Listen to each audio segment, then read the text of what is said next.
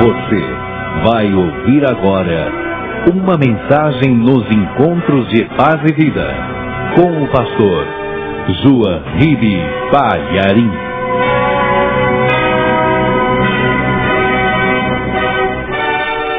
Gostaria que você abrisse a tua Bíblia aí no Evangelho de João, no capítulo 15, versículo 14. E eu vou ler este trecho usando uma versão da Bíblia impressa pelas edições paulinas, uma Bíblia católica. Essa chama Bíblia de Jerusalém. É a melhor Bíblia que os católicos já fizeram. É uma Bíblia de estudos. É uma Bíblia muito boa. Eu já tenho essa Bíblia aqui há anos e tenho grande estima por ela. Tenho várias traduções da Bíblia. Eu tenho tudo quanto é tradução da Bíblia que você pode imaginar. Eu estudo a Bíblia. E eu quero ler na Bíblia Católica este trecho aqui do Evangelho de João, no capítulo 15, verso 14, onde está escrito assim: Vós sois meus amigos se praticais o que vos ordeno. Amém, igreja? Na tua Bíblia deve estar escrito aqui o seguinte: Vós sereis meus amigos se fizerdes o que eu vos mando. Amém? Está falando a mesma coisa, sim ou não? Tá. Uma outra palavra está diferente, por causa de ser uma tradução, mas o sentido da frase é o mesmo. Então, como que alguém pode ser amigo do Senhor Jesus? Como que alguém pode ser discípulo de Jesus? Se fizer o que Ele manda. Amém? Então desocupe as tuas mãos e dê a melhor salva de palmas para a palavra de Deus. Vamos aplaudir bastante mesmo. Vamos aplaudir com toda a força da nossa alma, do nosso coração, do nosso ser. Isso, vamos aplaudir. E enquanto nós aplaudimos, vamos dar glória a Deus. Diga glória, glória, glória, glória. Senhor Deus, unge os nossos lábios para pregar a Tua palavra, e que não sejamos nós a falar, mas que o Teu Espírito Santo fale através de nós, e que a Tua palavra vá e produza o resultado para o qual está sendo mandada, em nome do Senhor Jesus. Amém. Diga amém, Jesus. Poder sentar, igreja. A revista Veja tem uma matéria que eu acho que vale a pena até você comprar e ler. É uma matéria a respeito dos santos brasileiros. Fala do esforço que está havendo no nosso país para incentivar a beatificação e canonização de homens religiosos que viveram no passado aqui no Brasil. E abrindo aqui a revista Veja para você, eu não sei se nessa distância dá para você ver, mas ela diz assim, a revista, o título é Os Santos da Nossa Casa. E aparecem fotos de várias pessoas que viveram aqui no Brasil. Aqui tem 1, 2, 3, 4, 5, 6, 7, 8, 9, 10, 30 pessoas. 30 pessoas que estão com processo de canonização ou beatificação. E o Brasil está sendo conduzido a uma necessidade fútil, que é de ter um santo próprio. E os meios de comunicação aqui no Brasil estão fazendo um esforço conjunto para levar o povo brasileiro à fé católica. Nunca os veículos de comunicação como TV Globo e as outras emissoras, Bandeirantes, SBT, essas emissoras aí líderes, Nunca se promoveu tanto a Igreja Católica e os padres católicos. As revistas, os jornais estão fazendo um esforço gigantesco para chamar a atenção da população brasileira ao catolicismo. Porque isso está acontecendo, é fácil, todo mundo sabe. A Igreja Católica está perdendo muito terreno. Na época do Império e até depois do Império, a religião católica era a religião oficial do Brasil. A religião católica era obrigatória, era a religião oficial do Estado. E depois que isso foi desfeito, a Igreja Católica teve que conviver com outras religiões. E os evangélicos começaram timidamente aqui no Brasil, e o movimento evangélico ou protestante é muito recente se comparado com a Igreja Católica, mas apesar de toda a perseguição, dificuldade, foi um movimento que começou a crescer, começou a conquistar espaços. Nunca teve os privilégios que o Estado ou a mídia dava para a Igreja Católica.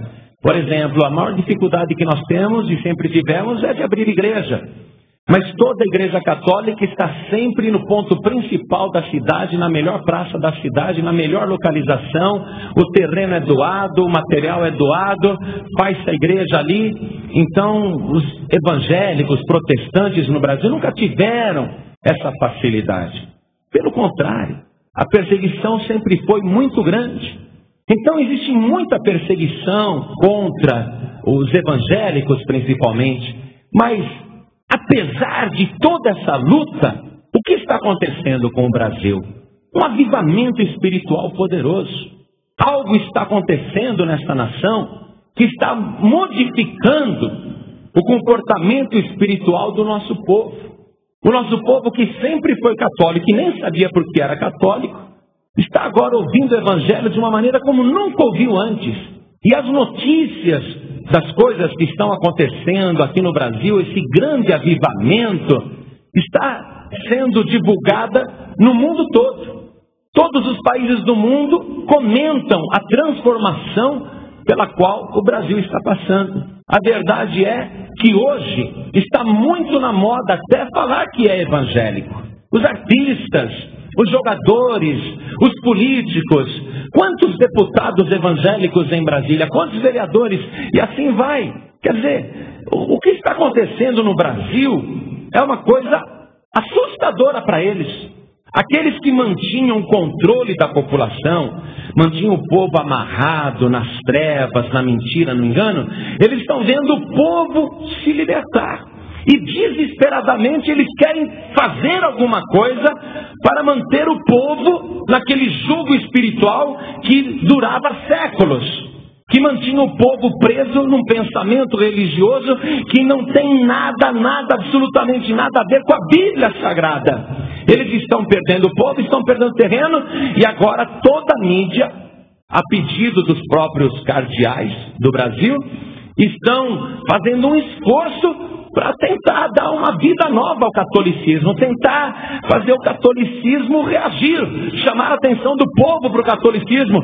Mas o povo, ainda que possa, por algum momento, prestar atenção nas notícias que eles estão criando, nos fatos que eles estão criando, nos ídolos que eles estão levantando, essa atenção já está murchando, porque existe algo muito maior do que a astúcia do homem, existe algo mais poderoso do que a vontade dos poderosos. Existe por toda esta nação o movimento do Espírito Santo de Deus.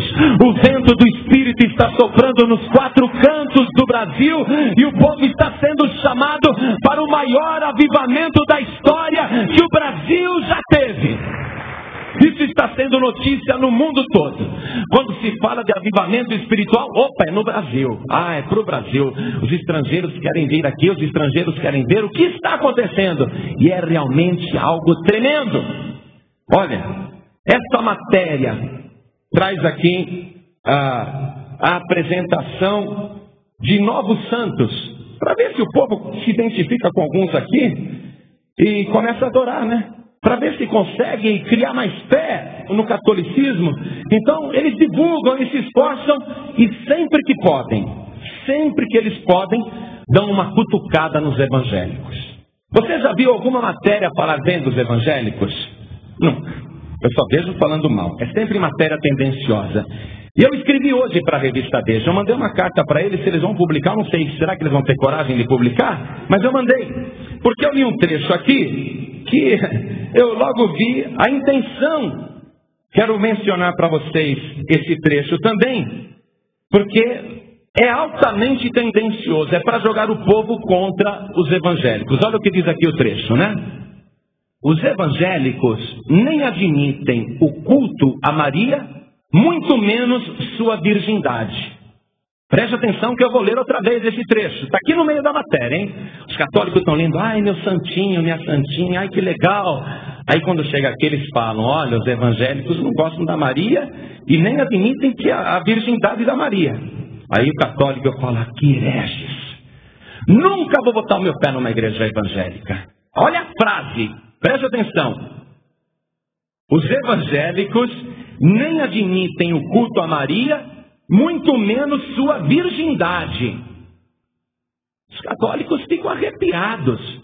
Esses evangélicos são os hereges. Eles não acreditam na virgindade da Maria, não admite.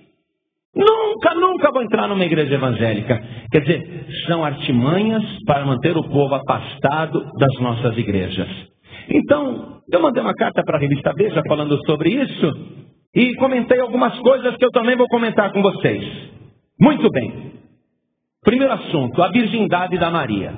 Então, para que Jesus nascesse, ele tinha que nascer de uma virgem, certo? Então, nós acreditamos sim na virgindade de Maria, que Jesus foi gerado no ventre virgem de Maria, e que Maria teve o Filho de Deus, que nasceu dela, das suas entranhas, e ela era virgem. Nós acreditamos nisso. Maria estava noiva de José, e ficou grávida pelo Espírito Santo de Deus, antes de ter tido qualquer relação com seu esposo José, com seu noivo.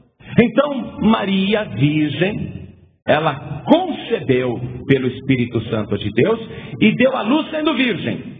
Nós acreditamos mesmo, que Deus não ia fazer uma trapaça com José. Deus não ia pegar a noiva de um homem, uma virgem, engravidá-la e entregar a moça deflorada para o seu noivo. Jamais. Deus não faria isso. Acreditamos até que o nascimento do Senhor Jesus foi virginal. Acreditamos até que Deus entregou a Maria virgem para José. Acreditamos nisso. Mas a própria Bíblia Católica nos mostra o seguinte, eu vou ler agora esse trecho da Bíblia Católica, mostrando que Maria foi virgem somente até o nascimento de Jesus. Depois ela ficou com José e a partir daí ela passou a ter uma vida de uma mulher normal. Você pode acompanhar na tua Bíblia e eu vou ler aqui na Bíblia Católica, na Bíblia de Jerusalém. E esta mensagem vai para o rádio. Eu gostaria até que os católicos também, em casa, quando ouvirem a mensagem, quando estiverem ouvindo, consultem a Bíblia Católica ou qualquer Bíblia, não tem problema. Aqui no capítulo 1 do Evangelho de Mateus, no versículo 25 da Bíblia Católica, está escrito assim: mas José não a conheceu até o dia em que ela deu à luz um filho, e ele o chamou com o nome de Jesus. José não a conheceu. Conhecer no sentido bíblico significa ter relação amorosa, relação carnal. José não a conheceu, isto é, José não teve relação carnal com ela, relação amorosa carnal com ela, até, veja, a Bíblia Católica mesmo diz aqui, mas não a conheceu até o dia em que ela deu à luz um filho, e ele o chamou com o nome de Jesus. Meu querido, minha querida, passada a quarentena, José, feliz da vida, foi para a lua de mel com a sua virgem. E não é pecado nenhum, ele era casado com a Maria. Qual o problema? Se você casar com uma mulher, você não pode dormir com ela? Se você casar com uma mulher, você não pode ter relação amorosa com ela? É tua mulher. Maria era casada com José, mas enquanto ela ficou grávida do Senhor Jesus, enquanto Jesus não nasceu, José não teve nenhum contato carnal com ela, até que Jesus nasceu. Ah, mas depois da quarentena, foi só alegria. Então não dá para entrar na nossa cabeça acreditar na virgindade perpétua de Maria. Porque a própria Bíblia Católica está dizendo que depois que Jesus nasceu, ele a recebeu como mulher.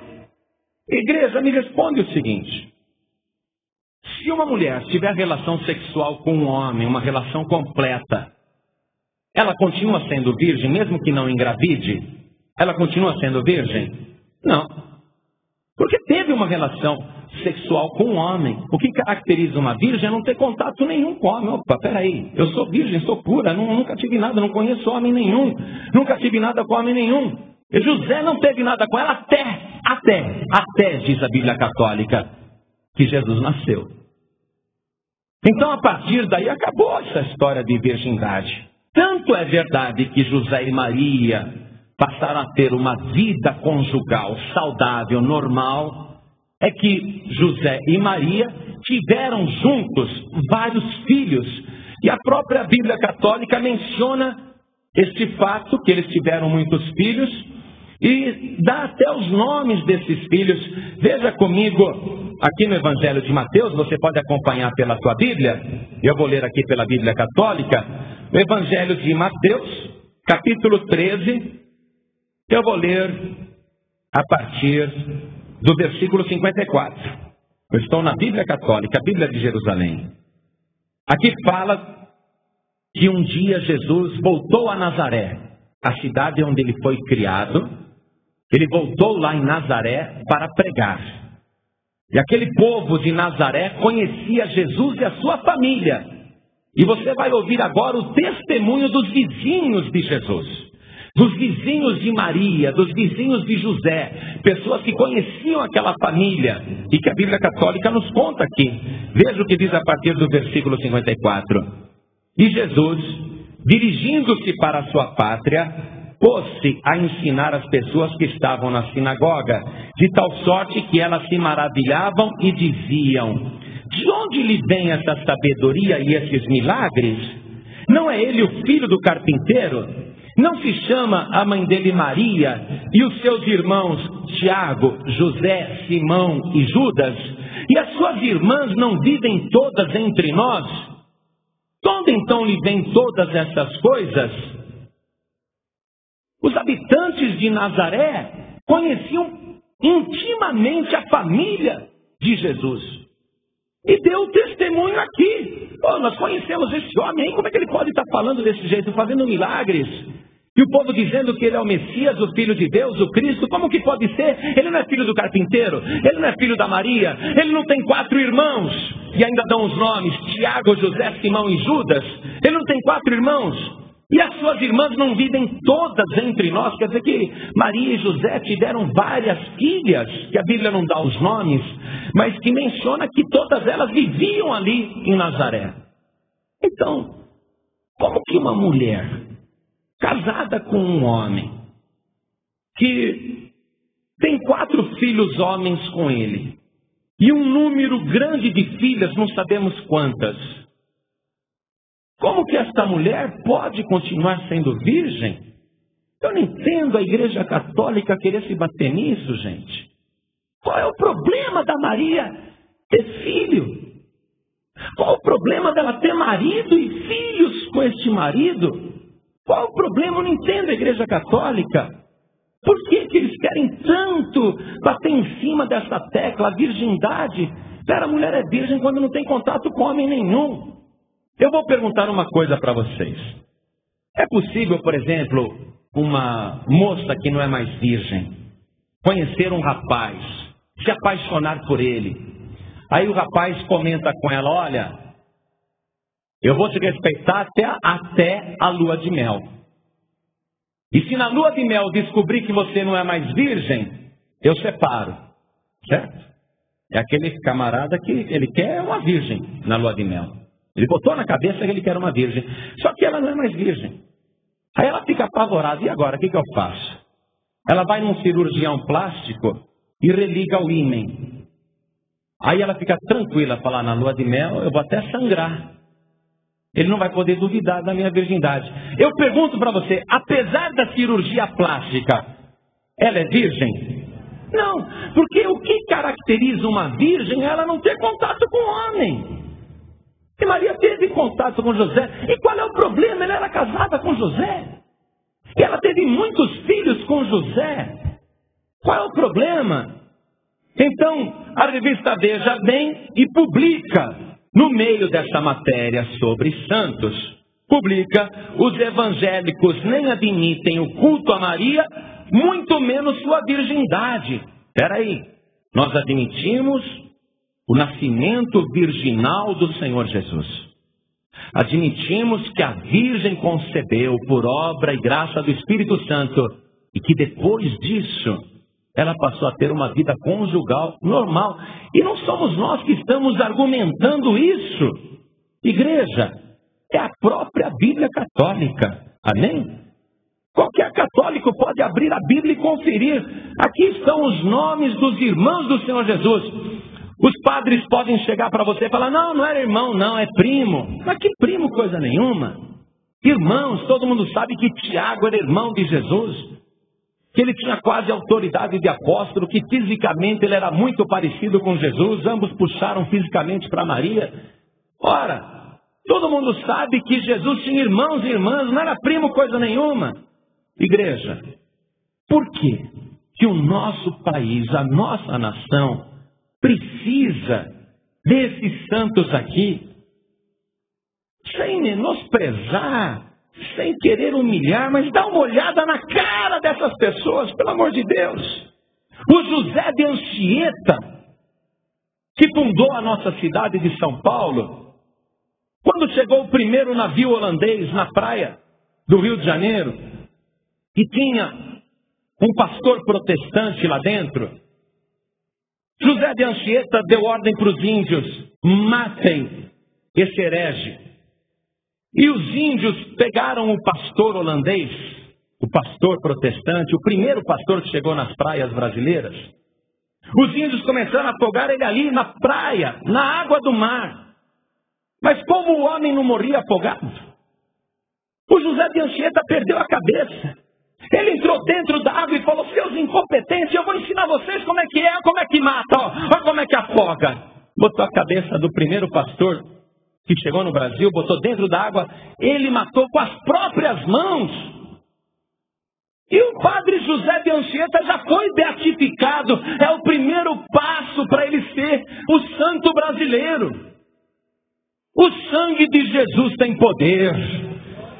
O santo dos santos, o nosso Senhor Jesus, ele nunca matou ninguém, nunca manchou a sua mão com sangue, mas ele verteu o próprio sangue para salvar os assassinos, para salvar os criminosos. Agora querem impor para o povo brasileiro um santo dessa natureza. O sangue de Jesus tem poder. Por que eles estão querendo fazer isso? A Igreja Católica precisa da Maria, precisa de São Judas, de Santo Expedito, de Benedito, de José de Anchieta, da Irmã Dulce, precisa de tantos santos, sabe por quê? Porque eles não têm a mensagem principal, a mensagem verdadeira, o testemunho verdadeiro que diz o seguinte: Jesus Cristo é o Rei dos Reis e o Senhor dos Senhores, o juiz dos vivos e dos mortos, aquele que verteu seu sangue na cruz do Calvário, o único Salvador. A Igreja Católica não tem essa mensagem. E Jesus, na leitura que eu fiz para vocês, ele disse: vocês vão ser meus amigos, vão ser meus discípulos, se fizerdes o que eu vos mando. E o que o Senhor Jesus manda? Ele manda o seguinte, eu vou ler aqui na Bíblia Católica, porque senão você pensa que é só na Bíblia Evangélica que está escrito isso, né? Você pensa que a gente está inventando, que a gente inventa a Bíblia. Mas olha aqui, ó. Evangelho de Marcos, capítulo 16, versículo 15. Jesus ressuscitado disse aos discípulos: ide por todo o mundo, proclamai o evangelho a toda criatura. Aquele que crer e for batizado será salvo, o que não crer será condenado. Estes são os sinais que acompanharão aos que tiverem crido. Em meu nome expulsarão demônios, falarão em novas línguas, pegarão em serpentes, e se beberem algum veneno mortífero nada sofrerão, imporão as mãos sobre os enfermos e estes ficarão curados. Ora, vós sereis meus amigos, meus discípulos, se fizerdes o que eu vos mando. O que ele está mandando? Ir por todo o mundo e pregar o evangelho a toda criatura, e quem crer e for batizado será salvo. Primeiro precisa crer e depois precisa ser batizado. E a única maneira de uma pessoa crer é ouvindo o evangelho, e não lendo essas notícias ou torcendo para um desses daqui virar o primeiro santo brasileiro. A pessoa só pode ser salva se ela ouvir o evangelho, crer que Jesus é o único Salvador, e aí se batizar, aí ela será salva. Vamos ver se a Bíblia Católica declara isso também, que Jesus é o único Salvador. Vamos ver se a Bíblia Católica arruma outro Salvador para a gente. Vamos ver se a Bíblia Católica registra, por acaso, que tem outro Salvador. Vamos ler aqui, na primeira carta do apóstolo Paulo a Timóteo, no capítulo 2, no verso 5. Acompanha aí na tua Bíblia, porque é praticamente igual. Olha o que diz aqui, ó. A Bíblia Católica diz o seguinte: pois há um só Deus e um só mediador entre Deus e os homens. Um homem, Cristo Jesus, que se deu em resgate por todos. Igreja, a Bíblia Católica está declarando: existe um só Deus e um só mediador entre Deus e os homens. Por que estão ensinando você a rezar para uma mulher, ainda que ela foi uma mulher virtuosa, especial, e nós a amamos muito porque ela foi a mãe carnal do Senhor Jesus, mas por que estão ensinando a você essa história de que ela é a tua mediadora? E ensinam você a rezar: olha, rogai por nós agora e na hora da nossa morte, amém. Você está pensando que a Maria, com todo o privilégio que ela teve de ter sido a mãe carnal do Senhor Jesus, você está achando que ela vai rogar por você e vai perdoar algum pecado teu? A Bíblia Católica está dizendo o seguinte: há um só Deus e um só mediador entre Deus e os homens. Não é Maria, não é Pedro, não é Antônio, não é Expedito, não é Benedito, mas é Jesus Cristo, homem, o único que deu seu sangue por resgate de todos. Um só, não tem outro Salvador. Todos esses santos aqui não podem ser mediadores. Ô igreja, será que nós vamos deixar a mentira se propagar no nosso país? O Brasil já sofreu tanto. Meu pai me contou uma história que eu dei muita risada. O Chicão era um armário enorme, amigo do padre na cidade da Aparecida. E os crentes, coitadinhos, naquela época do meu pai, 40 anos atrás, iam na pracinha cantar e pregar. O padre chamava o Chicão e os outros, e pronto, num minutinho estava resolvido o problema. Os crentes saíam tudo correndo. Aí um dia o Chicão mudou para outra cidade, uma cidade perto, mudou para outra cidade. Aí ele se converteu, né? Ouviu o evangelho, porque a pessoa quando ouve o evangelho, ela se converte, ela fica naquilo porque não conhece nada. Mas quando ela ouve, ela se converte. Aí o Chicão se converteu, puxa, o cara ficou crente mesmo, né? Aquele homenzão chorava no culto, dava glória a Deus. Puxa, ficou uma criancinha. Aí o Chicão lembrou das coisas que ele fazia lá em Aparecida, chegou para o pastor e falou assim: pastor, vamos fazer um culto ao ar livre lá em Aparecida? Aí o pastor: você está louco? Já apanhamos muito naquela cidade. Lá nós não vamos não. Que é isso, pastor? E até? E depois eu vou junto.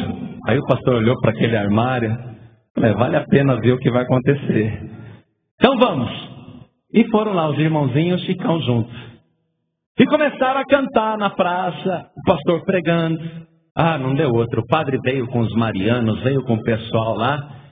Mas a hora que chegaram para bater nos crentes, estava lá o Chicão. E o Chicão, novo convertido, né? Ele não estava ainda naquela, bateu numa face e da outra também. O Chicão saiu dando rasteira, dando pernada e derrubando todo mundo. E pôs os católicos para correr. E um coitado lá, o Chicão pegou, botou ele de joelho no chão, sentou em cima do homem e falava para ele: diz glória a Deus. Fala que Jesus é Salvador. Agora canta: foi na cruz, foi na cruz. Ah, se a gente pudesse fazer isso com todo mundo no Brasil, Mas o próprio Deus declara o seguinte: não é por força, nem por violência, mas pelo meu Espírito. E você pode ter certeza, o Espírito de Deus está se movendo sobre esta nação. O Brasil está se convertendo, mudando de religião. A Globo pode apoiar padre, o SBT, a Veja, o Estadão, mas ninguém vai impedir a operação do Espírito Santo de Deus. O Brasil está mudando de religião, o Brasil está se convertendo. Mas eu quero deixar mais um versículo aqui na Bíblia Católica para você, em Atos dos Apóstolos, no capítulo 4, no versículo 12. Acompanhe na sua Bíblia. As pessoas falam, a Bíblia Católica é diferente. Alguma coisinha tem os livros apócrifos lá. Mas um dia eu estava lendo o livro de Sabedoria, que é o livro mais apócrifo de lá do Antigo Testamento, que só existe na Bíblia Católica. E eu nunca vi um livro meter tanto pau na idolatria. Acho que nunca eu falei tanto contra a idolatria quanto o livro da Sabedoria, que é um livro apócrifo da Bíblia Católica. Então não se preocupe com esses livros apócrifos. O Evangelho é igual. O Novo Testamento é igual, não tem nada acrescentado, é igual. A tradução pode ser um pouquinho diferente, mas o sentido é o mesmo. Então, em Atos dos Apóstolos, capítulo 4, versículo 12. Pedro está pregando. E a Bíblia Católica registra que Pedro, eles dizem que Pedro foi o primeiro Papa. Pedro nunca foi Papa. Pedro nunca foi infalível. Pedro nunca foi solteiro. Pedro era casado, tinha sogra. Pedro está pregando e dizendo o seguinte: pois não há sob o céu outro nome dado aos homens pelo qual devemos ser salvos. Igreja, preste atenção, porque está escrito na Bíblia Católica: pois não há debaixo do céu, sob o céu, não há outro nome dado aos homens pelo qual devemos ser salvos. Me desculpe, você só vai continuar acreditando em santa, em santo, em outros intermediários, se você quiser continuar no erro. Mas aqui está a própria Bíblia Católica dando testemunho: não existe outro Salvador. O Senhor Jesus, com a sua própria boca, declarou o seguinte, Evangelho de João, capítulo 17, verso 3. Ora, a vida eterna é esta, que eles te conheçam a ti, o Deus único e verdadeiro, e aquele que enviaste, Jesus Cristo. Esta é a vida eterna. Não tem outro jeito. Amado, amada, puxa, meu avô era católico, apostólico romano, beijava pé de santo. Eu estive em Roma, entrei ali na Praça de São Pedro, na Basílica de São Pedro, entrei ali, vi, olhei. Eu vi pessoas do mundo inteiro chegando numa estátua de ferro de São Pedro e passando a mão no dedão do pé. Outros beijavam o dedo da estátua de ferro para receber bênçãos. Sabe, é uma coisa inacreditável isso. Pedro está dizendo: não tem outro Salvador. Jesus disse que conheçam a ti só, como o único Deus verdadeiro, e a Jesus Cristo a quem tu enviaste. Só. Não existe outro Salvador. O que você quer fazer da tua alma? Pensa bem. O que você quer fazer da tua vida? Você vai confiar em homem que já viveu no passado, já morreu? Você vai confiar neles? Ou vai confiar também em homem vivo? Homem aí que está cheio de defeitos? Vai confiar em mulheres que já viveram no passado e já morreram? Vai confiar em ídolos que foram inventados? Me desculpe, a Aparecida foi inventada, a imagem foi inventada. Puxa vida, será que você não compreende que não existe outro Salvador? Você pode falar: não, mas eu acredito na minha santinha, no meu santinho. Você está em pecado, porque Deus abomina todas essas coisas. Eu só vou finalizar a mensagem lendo aqui para você o seguinte. No livro de Êxodo, aqui na Bíblia Católica, no capítulo 20. Olha, católico, preste atenção. Pelo amor de Deus, pega a Bíblia Católica e abre. O Senhor Jesus disse: examinai as Escrituras. Examine. O livro de Êxodo, capítulo 20, está escrito assim na Bíblia Católica: Deus pronunciou todas essas palavras dizendo: eu sou Yahvé, teu Deus, que te fez sair do país do Egito, da casa da servidão. Não terás outros deuses diante de mim. Não farás para ti imagem de escultura, nem semelhança alguma do que há em cima nos céus, nem embaixo na terra, nem nas águas debaixo da terra. Não te inclinarás diante desses deuses e não os servirás, porque eu, Yahvé, teu Deus, sou um Deus ciumento, que vingo a iniquidade dos pais nos filhos até a terceira e quarta geração daqueles que me odeiam, e faço misericórdia até 1000 gerações para aqueles que me amam e guardam os meus mandamentos. Não é para ajoelhar na frente de ídolo nem de imagem, pelo amor de Deus. Olha, você pode até ficar com raiva de mim, você pode até não estar gostando do que você está ouvindo, mas a palavra que você está ouvindo não fui eu que inventei. Está escrito aqui na Bíblia Católica. Eu estou te mostrando na própria Bíblia Católica. Pastor, então por que os padres ensinam tudo diferente? Porque eles querem que você seja católico. Eles não querem que você seja salvo. Eles querem que você cresça dizendo: eu sou católico. Por isso que eles inventaram o batismo de nenenzinho. A pessoa nasce, não sabe nem falar o nome, não sabe acreditar em nada. Os pais levam na igreja, batizam com um pinguinho de água na cabeça, e a criança cresce falando: eu sou católico. Mas você é católico por quê? Não sei. Eles inventaram o batismo do nenenzinho só para você falar que é católico. Por isso que o Brasil tem 80% da população católica, mas vão no terreiro, vão no centro espírita, acreditam em cartomante, benzedeira, simpatia, superstição. Por isso, porque a pessoa, ela foi criada, ela fala: eu sou católico, mas ela nem... Mas como você é católico? O padre só quer que você diga isso. O padre não tem compromisso com o reino de Deus. O padre só tem compromisso com a Igreja Católica Apostólica Romana. Você pensa que os padres não gostariam de pregar a verdade? Mas a ordem vem de cima, prega desse jeito.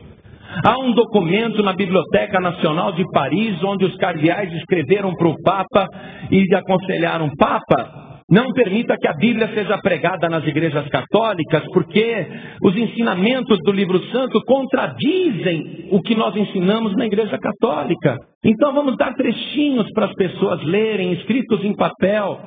Assim as pessoas não vão ler a Bíblia, porque senão é fogo. Fizeram esse documento, está na Biblioteca Nacional de Paris. Durante muito tempo os padres diziam: olha, não leia a Bíblia não. Quem lê a Bíblia fica louco. Durante muitos anos os padres mandaram colocar fogo em Bíblia. Botavam fogo em Bíblia em praça pública. Como que alguém pode queimar a palavra de Deus? É porque a pessoa não tem compromisso com o reino de Deus. Mas você está ouvindo esta palavra. Hoje você tem que tomar uma decisão. Eu sei que agora é a hora da verdade. Jesus é o Filho de Deus, o juiz dos vivos e dos mortos. E é diante dele que você tem que comparecer agora, porque depois você também comparecerá diante dele. Se você não quiser crer, você será condenado. Sou eu que estou dizendo? Não, é a Bíblia Católica. Quem crer e for batizado será salvo, mas quem não crer será condenado. É a Bíblia Católica que está dizendo. Se você não crer, se você não rejeitar todos os santos, se você não rejeitar todos os ídolos, padroeiros, protetores, se você não rejeitar tudo isso, e se você não aceitar Jesus como o único Salvador, você será condenado. E Deus é ciumento. Você viu o que Deus falou? Não se ajoelha na frente de nenhuma imagem, não. Porque eu sou Deus zeloso. Eu me vingo da maldade dos pais nos filhos até a terceira e quarta geração. Deus tem ciúme. Você acha que Deus quer ver você acendendo vela para santo, para homem, para mulher, fazendo pedido para padroeiro? Deus que te criou conforme a sua imagem e semelhança, você acha que Deus não se incomoda de ver você desobedecendo a própria palavra? Você tem que tomar uma decisão agora. Eu não quero que você também deixe de ser católico para virar crente. Não quero. Porque o inferno está cheio de crente. Assim como está cheio de católico também. Eu não quero que você deixe de ser católico para virar crente. Mas o que o Espírito Santo quer nesta noite é que você deixe de ser católico para ser salvo, lavado e remido pelo sangue de Jesus Cristo. O Espírito Santo quer que você seja uma nova criatura, com teu nome escrito no livro da vida, com um único Salvador, um só. A Bíblia Católica diz: há um só mediador entre Deus e os homens. Um só. Há um só Deus e um só mediador entre Deus e os homens. Não tem para ninguém, não tem para ninguém. Ou você se apega com Jesus porque Ele é o único que morreu e ressuscitou, e você crendo faz aquilo que Ele mandou, se torna amigo de Jesus e é salvo, ou você é condenado. Você pode até estar contrariado com esta palavra, mas eu não estou falando mal da Igreja Católica. Estou querendo que você escute a Bíblia Católica. Estou querendo que você creia nesse livro aqui. Nós amamos Maria sim. Temos Maria em alta consideração. Gostamos muito de Pedro, do irmão Pedro. Gostamos da irmã Maria, gostamos do irmão Pedro, gostamos do irmão Tadeu, do irmão Tiago, do irmão Mateus, do irmão Lucas. Gostamos de todos eles. Mas não recorremos a eles em momento algum. Só a Jesus, o único Salvador. A pergunta é esta, e é simples. Você responde agora e toma a tua decisão. Você quer rejeitar todos os outros intermediários? Porque eu pergunto para você, quem é maior? Pedro ou Jesus? Quem é maior, Paulo ou Jesus? Quem é maior, Maria ou Jesus? Quem é maior, Gabriel ou Jesus? Tadeu ou Jesus? Benedito ou Jesus? Para que você quer outros intermediários? Você pode ter o maior de todos. Aliás, não tem outro jeito. Ele é o único intermediário. Você quer recebê-lo como único Salvador? Rejeitar todos os outros? Você quer fazer isso agora? Quantas pessoas neste momento, ouvindo esta palavra que foi pregada com a Bíblia Católica, isso não é palavra de pastor, não. Isso não é palavra de crente, não. Isso é palavra de Deus. Quantas pessoas querem receber Jesus como único Salvador? Ergue a mão direita bem alto. Ergue a mão direita. Oh, glória. Vamos aplaudir o Senhor Jesus. Olha quanta gente. Todos que ergueram as mãos, saiam dos seus lugares e venham aqui para frente comigo. Todos que ergueram as mãos, venham aqui para frente comigo. Eu nunca fui perseguido por pregar a palavra. Uma vez entraram 2 pistoleiros na igreja da Rio Branco e foram mandados ali para me matarem. Eu estava pregando e o camarada entrou com um revólver na cintura. E os obreiros sabem que às vezes alguém entra, vai chegando, atrapalha a pregação, então não é para deixar a pessoa vir direto para o púlpito, né? Uma obreira chegou lá no homem, sem saber que era um pistoleiro, chegou nele e falou assim: moço, senta aqui, tem lugar aqui. Ele falou: não, eu não vou sentar, eu vou matar esse pastor. E mostrou o revólver. A irmã obreira, uma diaconisa, olhou para ele e disse o seguinte: olha, esse você não mata não, porque esse é homem de Deus. E quando ela falou isso, o homem ficou paralisado. Sentou ali e assistiu a reunião até o fim. E ninguém me deu tiro, ninguém quis me matar. Porque a palavra que eu estou pregando não é palavra de homem, é a palavra de Deus. Quem está operando nessa palavra é o Espírito Santo de Deus. Garanto que nenhum de vocês aqui, nenhum de vocês que estão aqui na frente está com raiva de mim. É ou não é? Porque se estivesse com raiva, como é que você ia vir aqui na frente e aceitar Jesus como único Salvador? É ou não é? É ou não é, irmãzinha? É porque você ouviu a palavra e eu te abri a Bíblia Católica. A partir de hoje, olha, também não quero que você saia daqui falando agora sou crente. Também não, hein? Você vai sair daqui hoje dizendo agora sou salvo. Amém? Salvo pelo sangue de Jesus. Olha, tem até japonês aqui na frente. Tem gente do mundo inteiro aqui, ó. Eu posso ver todas as raças representadas aqui, não é? O mundo inteiro está aqui diante do altar, reconhecendo que Jesus é o único Salvador. Então vamos dobrar o nosso joelho aqui na frente. A igreja estenda as mãos na direção dessas vidas aqui. Vamos orar por essas pessoas. Você que está ajoelhado, coloque a mão direita sobre o teu coração e ore assim comigo. Meu Deus e meu Pai, eu ouvi o Evangelho e eu acreditei. Eu sei que o Senhor Jesus é o único Salvador e não há outro. Por isso, meu Pai, eu me rendo agora diante do teu altar, peço perdão dos meus pecados e quero também a minha salvação pelo sangue de Jesus. Meu Pai querido, meu Deus amado, escreve o meu nome no livro da vida e me guarda até o dia da minha morte ou até o dia da volta gloriosa do Senhor Jesus. Assim seja. Você acabou de ouvir uma mensagem nos Encontros de Paz e Vida com o pastor João Ribe Palharim. Participe você também dos Encontros de Paz e Vida, às 8 horas da manhã, às 3 horas da tarde e às 7 horas da noite. Comunidade Cristã Paz e Vida, lugar de gente feliz.